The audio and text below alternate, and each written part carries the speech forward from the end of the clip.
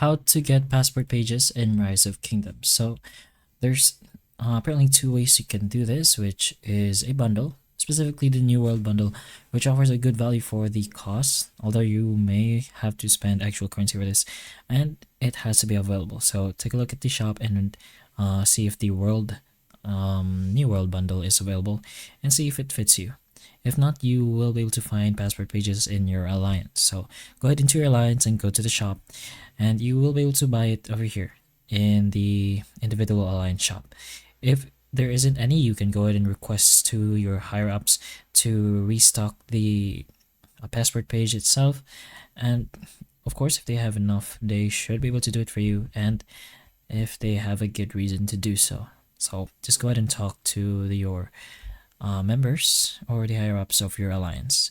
And once it's restocked, you will be able to buy it using your individual credits. And if you don't have enough credits, just go ahead and get these through technology donations, alliance help, alliance building constructions, alliance gifts, alliance recycling, and those stuff.